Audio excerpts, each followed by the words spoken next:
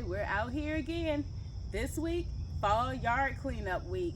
Hopefully we get all of it done between this week and next week. So I'll probably have 2 or 3 videos, might be labeled part 1, 2, or 3, depending on how long it takes me to get all of this stuff done. I know I need to cut the grass back here. I need to blow some leaves and acorns back here. I really don't, but do want to clip back these, what were they? Oh goodness.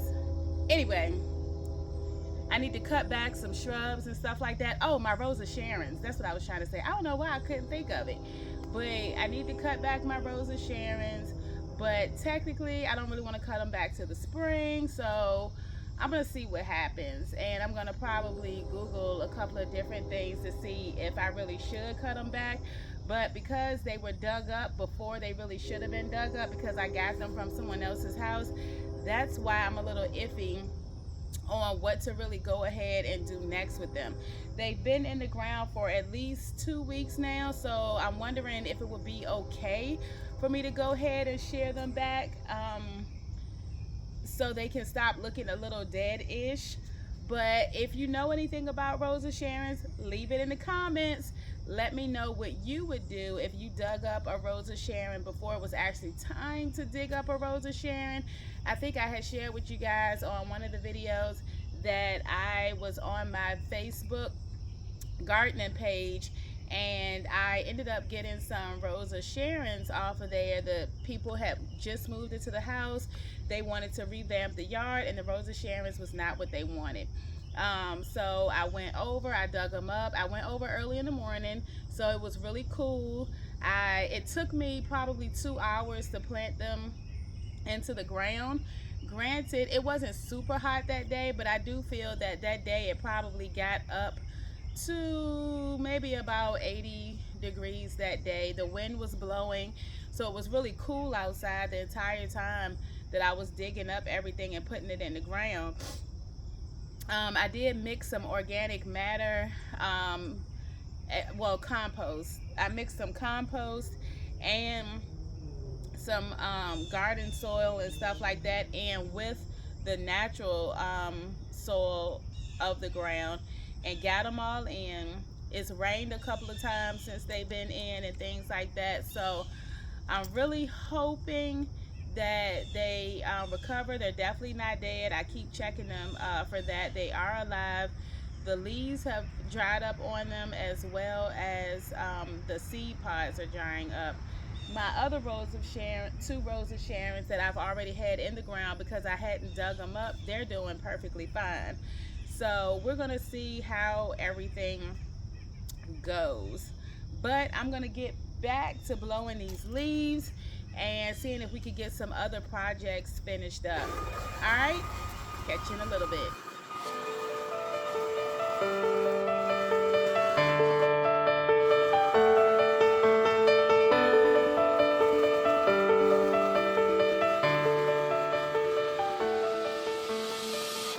Done. We're on day 2. We got the yard blown. We got the grass cut. Let's see, we built a bench for this pillow right here. I had one for it, but it broke in the storm. It was a brick bench, so now we have a wooden bench that I built yesterday, just a makeshift one. I revamped my potting table. Oh, I redid this table here. This was on the top of it at first. I just used some 2x4s and just did a makeshift table. Sorry with the sun, you guys. And the potting table is not finished.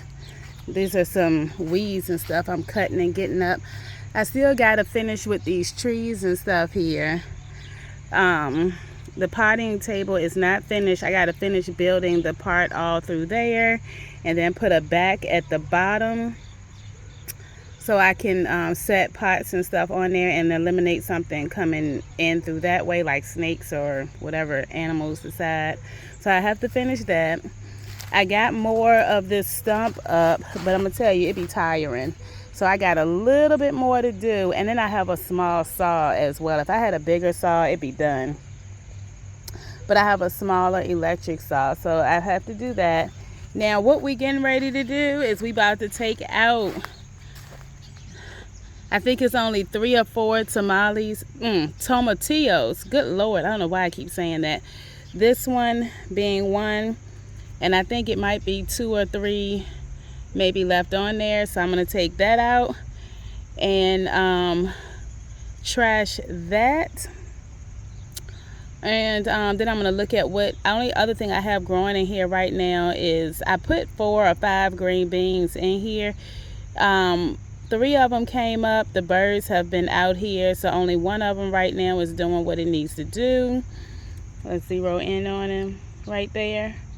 And then over here we have some lavender, which only a little bit of it is still living.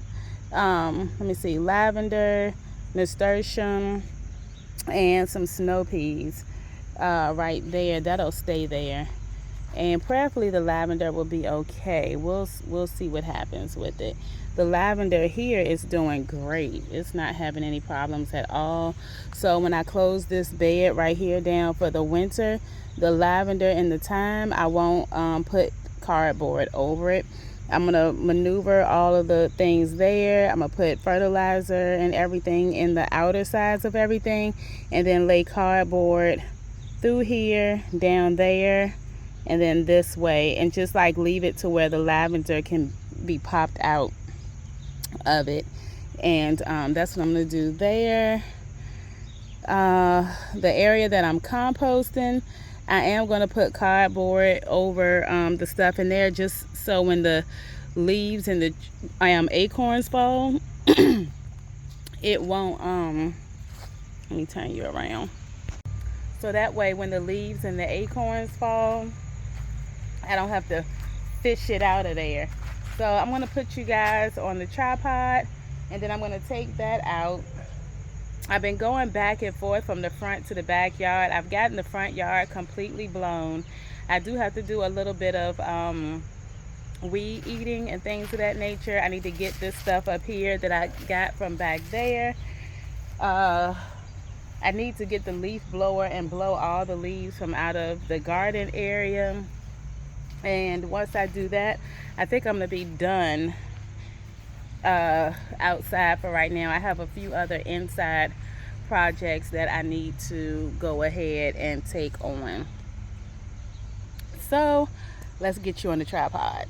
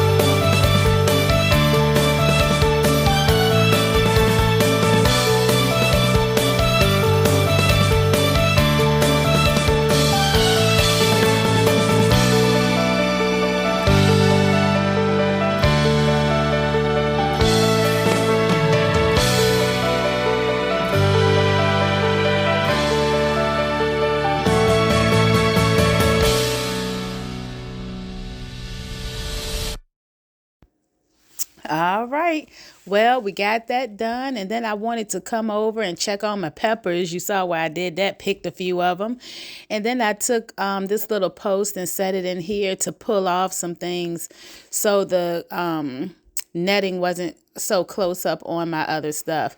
And as you can see, my nasturtiums and my cosmos are looking great. The nasturtiums have,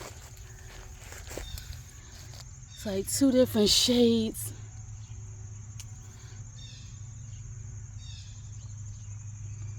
I need to give them a little bit of water too. Anyway, let me see if I can get the rest of some work done before I go into work this evening.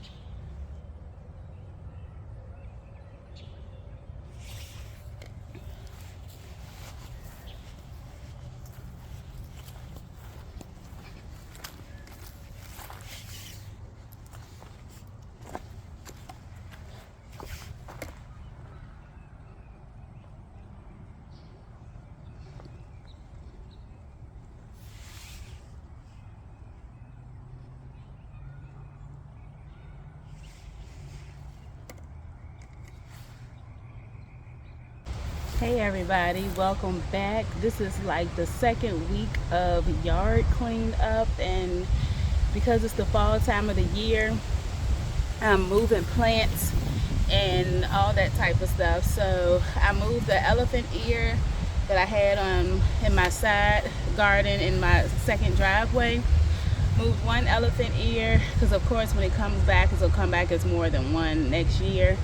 I moved a pencil holly, and I moved a hosta. And I've been wanting to fill in that bed there. When I got some of the free plants, which was the Rosa Sharon, I had added that in that area, as well as I already had a hydrangea in that area. A little lime punch is what that is. And then I have another hosta in that area, and so these are things that will get fuller. The only thing that won't get fuller is the pencil holly, which I'm okay with that. So the hydrangea that we have on one side is going to get really big and full. I have one here, so that's how I know it's going to really fill out. Oh, and then I also added a fern, and I'll put what type it is on the screen right here. You'll see the type of fern that it is, and so next year it'll come back even fuller. So I'll have the full hosta with the fern, then I'll have the pencil holly that'll come up tall, slender behind it, behind the hosta. I'll have the oh goodness, the elephant ear, and then beside the elephant ear is the hydrangea. And what I'm thinking about is those what do you call, well, no, I'm not gonna put that there.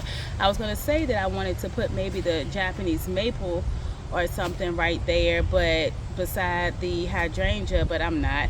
What I'll probably end up doing is taking another one of my hostas and sticking beside the hydrangea, which will be in front or behind, depending on how you're looking at it, the the Rosa Sharon, which is a type of hibiscus. So those are the things that we put in that bed there. I didn't fill that bed up when I first made it, which was coming off of here. I went there and I felt like something needed to come around this area, which it did. And so that's there. The landscaping, I don't know what you want to call it, opposed to putting stones there, it's that barrier or whatever. I'm gonna back that up just a little bit more so it's a little bit closer to actually the flowers, so the flowers can actually lay over it. But that's what we're putting in that area. I'm gonna add probably about 2 layers of mulch down on it. I have some compost that I'm gonna put down. I mixed, so this area I've been working on. Before I put any flowers in that area, I put down some really, really rich compost that I got in that for that, and I mixed it in with the soil. Once I did that, I just been letting that kind of sit, and then I added in the hosta and the hydrangea. And so just watering it and keep mixing the soil up, pulling weeds and stuff like that out of that area, really trying to figure out what it is I want to put there. I have a bench that sits here. Next year in the spring, I will purchase, I got it from Lowe's for about $65. That was with tax. Might have been $70 with tax. But I purchased it from Lowe's. So next year in the spring, I'm gonna go purchase one more, and I'm gonna set it right here and then adjust the stones around it. And like I said, I'm gonna get another one of my hostas. I'm not sure which one just yet that I want to pull and put right there with the hydrangea. And I may even get 2, one that'll go on the side of the Rosa Sharon, and then one that'll go in the front behind part of the Rosa Sharon. But like I told you guys, the video was probably going to be a little long, so a little bit of talking, a little bit of just seeing work. But it's the fall time of the year, and as you can see, it's a few leaves that's down. I've cut the grass already. I need to cut it again, and I'll probably take my dethatcher through as well. I have a few grass seeds left. I may put those down and sprinkle a little bit of peat moss or compost on top of it. I'm not sure, but I'm using things that I already have. I'm not really buying anything. The compost that I used today, I did get from Lowe's. I paid like $1.30 for it because it was in a plastic bag, which meant it was damaged. And when they have damaged bags of compost, you can pay half for it. So literally for some change that I had in my car, I was able to get that bag of compost to be able to mix actually in with the soil, opposed to, you know, just the first half an inch or whatever that I had mixed in prior to. So I do have 2 bags of mulch left over from early this year when the mulch was on sale in the spring, when the mulch goes on sale at Lowe's. So I have still 2 bags of that left over in the back, and that's what I'll end up putting here. Part of me, I'm thinking about putting one of those Japanese maples in that spot right there. I'll take that out that the hanging baskets go on, and I don't know whether I'm gonna put it somewhere else in the front or whether I'm going to place it in the back. I have an idea with these hanging baskets. I have 3 of them, and in my mind I'm thinking that I may decide to put them along the outer side of my of my driveway on that side, or I may put it where the driveway is on this side, being that it'll literally hang right over top of the fence line, and the flowers that I put in it is nothing that will flow over into my neighbor's yard, and the stem to it, or stick part of it, is so narrow you'll still be able to get out of your car. So with that being said, I will see you guys later. This is going to end out your part of the fall cleanup. I still have a lot of other things because I have so many oak trees. I'll be getting up leaves and acorns until they're all down. So again, and again, thank you for tuning in.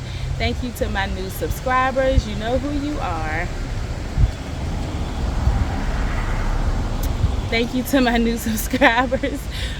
I didn't want to talk while the car was passing by. Thanks to my new subscribers. You know who you are. I really appreciate you subscribing. I appreciate everybody who tunes in to this channel. And if there are other things that you want me to talk about or things that you want to see, pop it in the chat, and I will definitely make sure that if I don't know it, I'll find out the information for you. Make sure that you like, share, and subscribe. And an acorn just fell right in front of me. Happy gardening to you.